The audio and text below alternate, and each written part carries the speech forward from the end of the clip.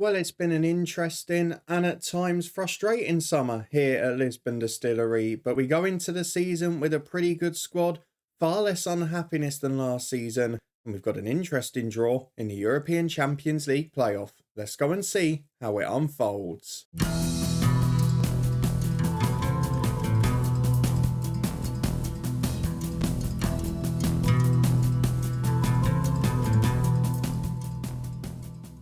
Yes, hello and welcome along to part 151 of this Build a Nation story, Lifting Spirits with me, Daniel. We are back today as we start our 16th season in charge, and we have got an interesting tie in the Champions League. We face Welsh champions TNS, who have had their success stories in Europe as well this year. And of course, it's a league that's been playable from the start, and a club where we have had transfer of players from the Northern Irish Prem to them and back. But we've also got some big news from Northern Ireland. Of course, 5 teams in European qualifying for the first time, but the playoff draws don't look particularly friendly. And we've had an interesting transfer window. Lots of players leaving the club, lots of money in, and a couple of big signings both in and potentially yet on the way. So if you want to see all of that and how this tie unfolds, then please do put a thumbs up on the video. But for now, let's go and get ahead to the transfer centre, where most of the action has occurred this summer. So first things first, we've been getting a lot of scout reports this summer, and we've had a lot of frustration if we're being honest. We lost out on Luke Smith, who we tried to sign at centre half again. His loan expired and he has now moved elsewhere. We tried to sign our Northern Irish international centre half Cameron Thompson. That fell through. We tried to loan Connor Brown, but they wouldn't give him to us for less than 450 grand a month, and I'm not paying 5 million a year for a loan player. But we have got one deal that may yet potentially go through. At 18 years of age, it's Nenad Palejka. He popped up in our scout reports as an 18-year-old Croatian from Osijek. He is still very good. He can play all 4 of the attacking positions. And even if we loan him back for the season, which we've had to agree to do, he will be back in time to do 3 years of training in Northern Ireland. So one that may be a bit of a gem, but for 3.7 million, for someone who's not immediately a first-team player, we are probably having to take a gamble. His work permit comes through on Saturday, so the plan is we're going to delay it a week. If we make the Champions League and get the extra 10 odd million of prize money, we'll bring him in. So Nenad Palejka is one that could yet be here to come. But we did our transfer work late this summer. No signings before the 16th of July, albeit 3 have come in since, and one pretty interesting one there in the middle as well. But lots of players went out beforehand, so let's go back to the end of last season and see the start of that big old long list, because we had loads of players leave. Of course, the breaking news from the end of last season was the emergence of Matthew Freeman, our first superstar from the youth intake. He replaces Tommy Murphy, who was sold for 1.2 million at Plymouth. We also had there at the end of last season the likes of Caulfield and Brownlee for Larne, Ethan James, who'd been out on loan at Coleraine. He's gone to Grimsby for 23 grand. Damien Jude, a big first teamer, 1.9 million to Hull City. He is starting for them in a championship. And that is a player who couldn't get in our first 11 at the end. That's how good our team is. So Damien Jude was the second big money move out, but Darren Murphy went to Spurs for 20 grand just to go and be a third choice keeper there. Paul Symington, who's gone to Rochdale to get a year of football. Neil Daly to Hibs for 60 grand. He just wouldn't stay at Coleraine. Matthew Hamilton was offered a loan deal by Larne. And by my own rules, I'm not going to turn that down. We strengthen the nation, and he scored a crucial goal in one of their qualifiers already. And then similarly, Matthew Harkin, one of our youngsters who's not now got the biggest potential for our club. He's gone on loan to Coleraine, had a couple of substitute appearances, and again, made a bit of an impact in their European run. So overall, lots of big players leaving the club, and lots of fringe players also going out. We're trying to work with a slightly smaller squad this year, which will work if we get into the Champions League. If we go out and fall into the Europa, it might be a trolley dash on deadline day. But for now, let's have a look at the 3 players we have added to the club, in addition to the extension of Vladimir's loan on the left-hand side. The first one is a free agent in Rowan Lonsdale, who is a versatile and very talented young midfielder. 3-star ability, 3.5 potential, 5 grand a week, which isn't bad for what we've been looking at this summer. And you can see he's very good, fits our mould well. He's good in the centre midfield role because he's great on the ball. He's good enough physically to go forward, likes to carry it, and you can see he's a good finisher. So if we play him number 10, if we play him off the right, we're still going to have a big threat. So He's a player that can cover 4 of our 5 midfield positions. We don't have to pay a transfer fee, and it's a modest wage, which, when you consider that Damien Jude's gone, Neil Daly's gone, Harkin and a couple of the other youngsters too, it just made sense as a deal to me. So Rowan Lonsdale, at 22 years of age, comes into the club with plenty of opportunity to make us a big profit. Someone who won't do that is Sean McGuckin, who was transfer listed at Linfield for 850 grand, has 4 Northern Irish caps, a couple of which were for us, and now is at 30 years of age.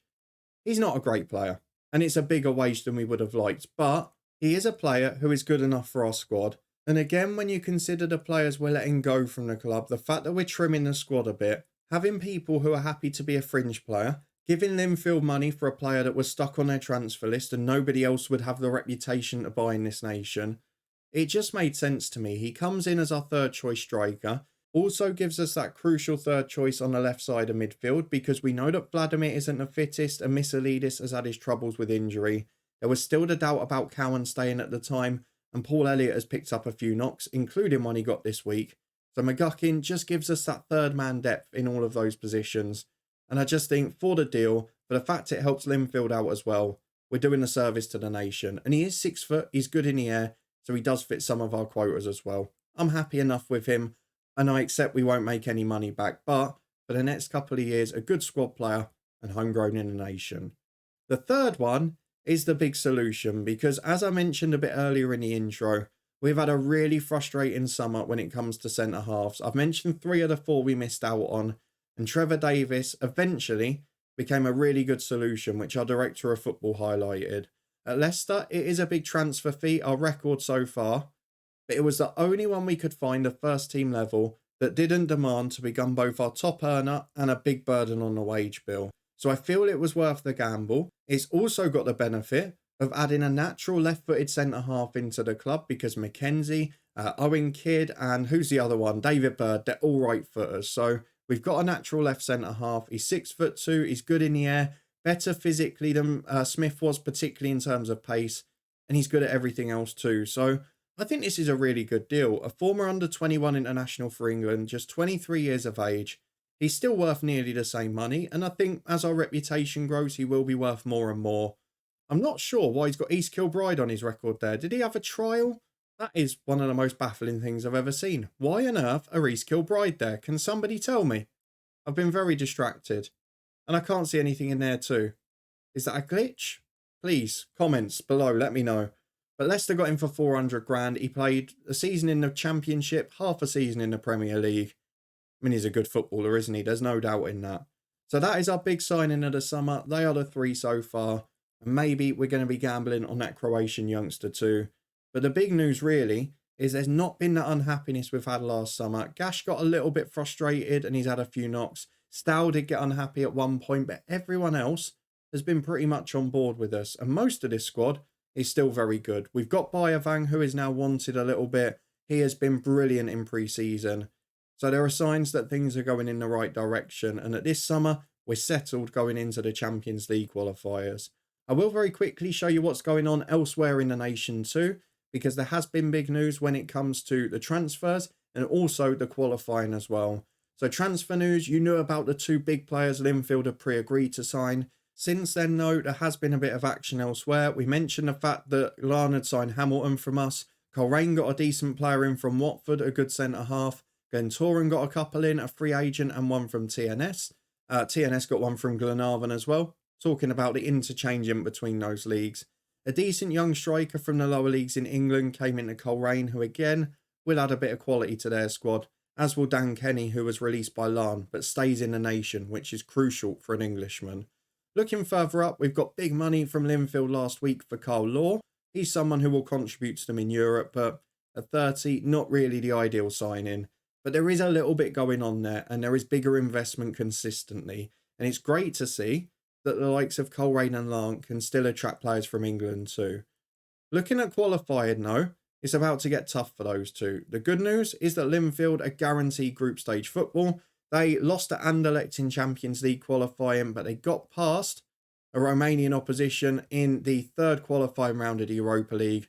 And now, whether they win or lose to Bromby, they'll be in either the Europa League or the Europa Conference League. The second team, though, is not quite so good because Coleraine are pretty happy to be in the final qualifying round. Despite what I said on the coefficient screen, they actually came in second qualifying for the Europa League last year. They got battered by Genk, which is understandable, but they then beat Ilves, who I think are finished because they offered us a job in the head coach in FM22, and they beat them over 2 legs narrowly. But now they've got Antwerp, which is a tough tie. Dan Kenny's not registered yet. I hope that gets resolved. And Simon Devlin out with concussion. That's both of their first choice centre-halves. Larne, on the other hand, through, but they've got Rennes of France, so they are probably going out. They snuck past Beverham with, well, Ian Lewington scoring the winner, our former man, and they got through the round before against easier opposition, still benefiting from their higher coefficient from a couple of years prior.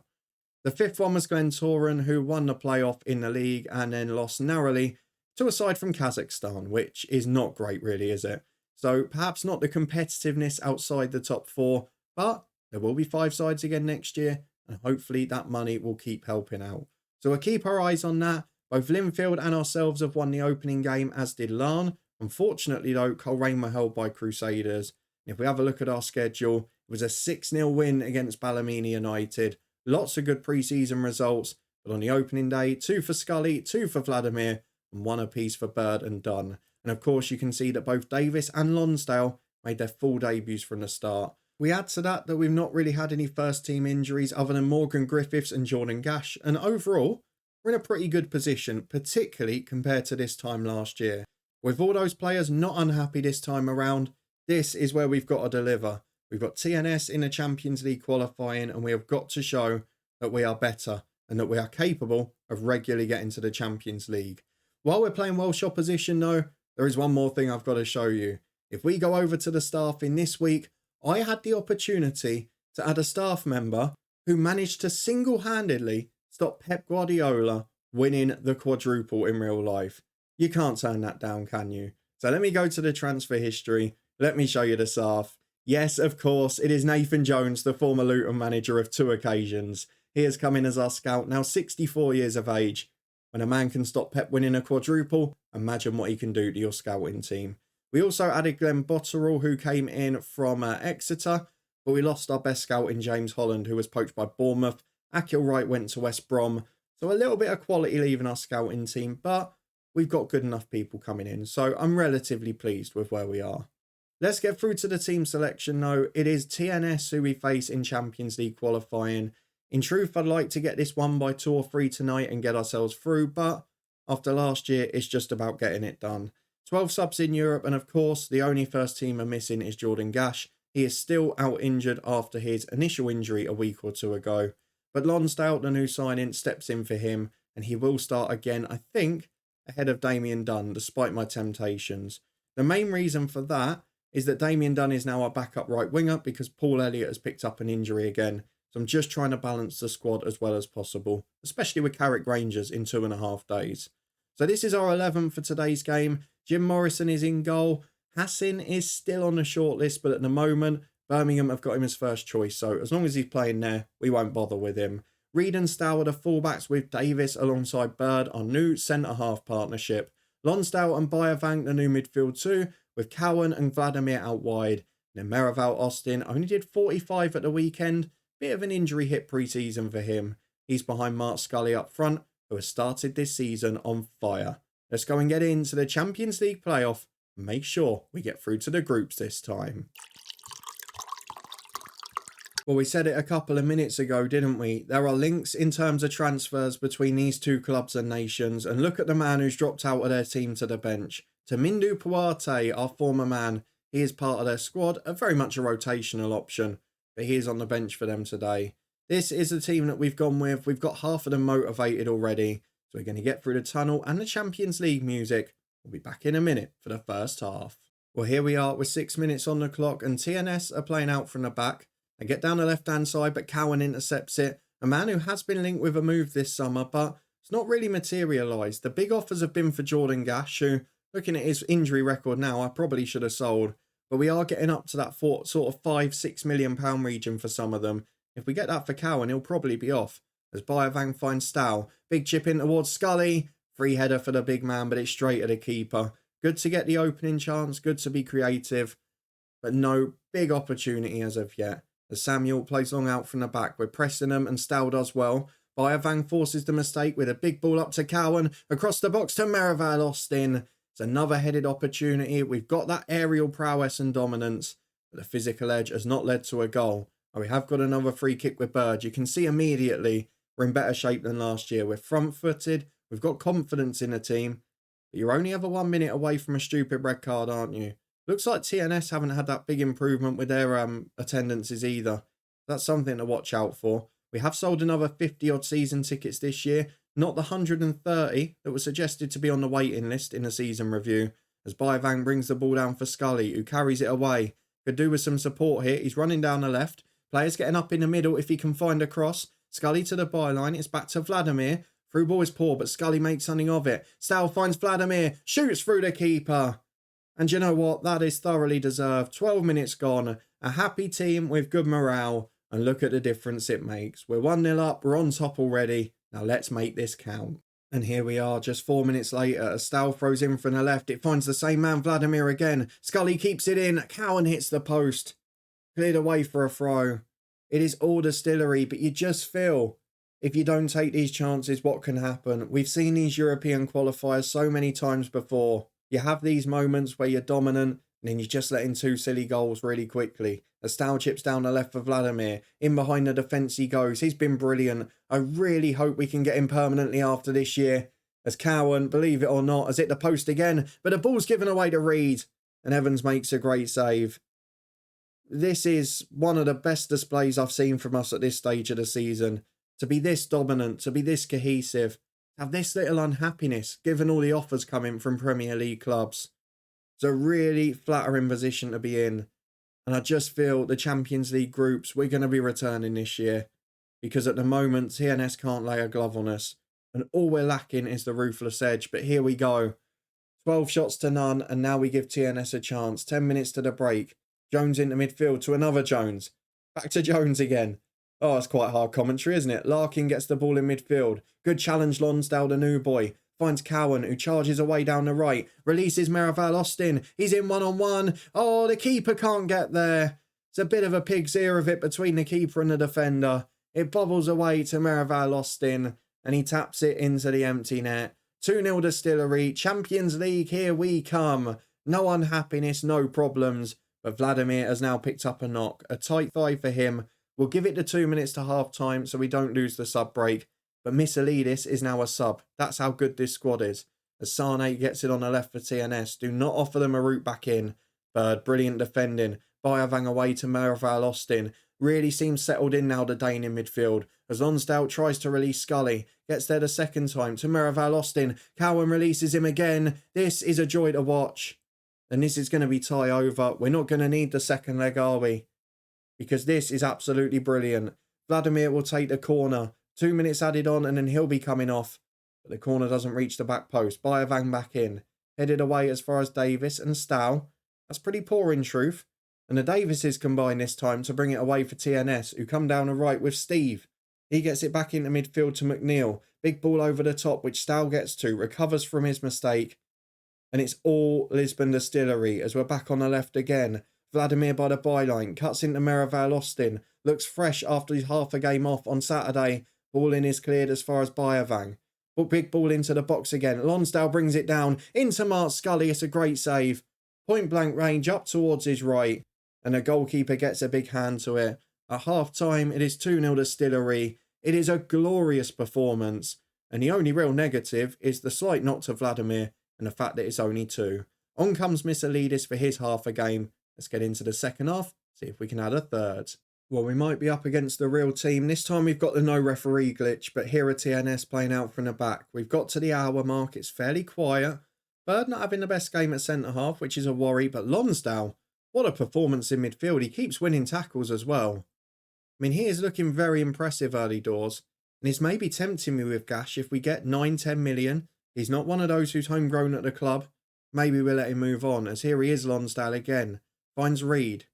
At right back, down the line towards Cowan. Good run from him at the byline. There's options in the middle. Back to Lonsdale, who can't quite get there. I praised him. That time he dallied, waited for the ball. Merivale Austin wins it back for him though. Bayavang to Lonsdale. Into Scully. It's great football. But but I think Misalidis was offside in the build-up. We're going to VAR. I'm not sure this counts, unfortunately. Checking goal. Oh, no, offside, disallowed. 2-0 it remains, half an hour to go. This has been a brilliant performance. Well, 25 left on the clock, and TNS persisting with playing out from the back, even though we keep catching them on the press. This time it's lost on halfway. Larkin has brought down Davis, and now they're going down to 10, which might actually harm us because they're just going to sit in. Christopher Larkin is off. Does that mean we're going to get to see our old boy Puarte? I don't think so. The Stow brings it away, down the left-hand side. Meraval Austin's off, I think. He's going to give a penalty. Surely it's offside. Meraval Austin was never on, but we're only checking for a penalty here. And if it's given, he's going to have a chance to score himself, I think. Penalty awarded, no offside. Meraval Austin can make it 3-0, and with it, tie over against 10 men. We'll make some subs if this goes in, as Meraval Austin puts it in the bottom corner. What a performance from Lisburn Distillery. Let's go and make the changes because Scully's not been great. We're going to give Jordan Howard a run out. I'm also going to go for Bayavang to have a rest and he'll be replaced by the youngster Houston. We're going to bring on Matthew Freeman, the young right back. What a wonderful opportunity for him. And then we're also going to go for David Bird, who'll be replaced by Owen Kidd. Again, the youngster's getting a great chance to shine. But what a display this has been. We are 3-0 up with 25 to go. We're playing 10 men. We've still got stars in attack. We could win this by more. Well, it's gone quiet for a few minutes, but we're back with Freeman getting a throw on the right for Cowan. Advanced position as it's into Meraval Austin, but he loses the header. Skews brings it away, and I just hope by bringing on a couple of the youngsters, we don't concede goals because, let's be honest, against 10, we should be holding our own. But here comes Davis, who's forced back. Lonsdale can't get there. McNeil turns. It's a good through ball. Oh, that's poor. Owen Kidd caught out. Is the youngster we brought on. And TNS have got a lifeline. What do we say to them now? Oh, I could have made a mistake here. Have I made the subs too early? Because we're not pressing quite as quickly. We're not getting in quite as quick. And TNS are winning a few of these headers. Though Kidd does well that time to Houston. Through ball to Cowan. I could be very calm again in a minute. Meraval Austin's up. That is sublime. Owen Kidd made a mistake to concede one, but he wins the header to start that move. And the football from that point is brilliant. Houston just on the pitch with a terrific diagonal. And Cowan and Meraval Austin do the rest. Everyone will get a rest against Carrick at the weekend. But this has been a dominant display. Just do not concede again. Where's the defence? We're playing 10 men. Oh, right. This is the moment. We've got to put the fullbacks back to defensive duties because these guys are getting caught out too much. And maybe it is just that TNS have chucked two up there and they're going direct now, which they weren't doing before. But we have got to be a bit more careful. Lonsdale maybe is getting tired in there. Can we put him as a deep line playmaker as well? Just calm it down. A 4-1 win is thoroughly deserved, by the way. We've been dominant. TNS scored their only shot on target. We have had 32 shots in this game.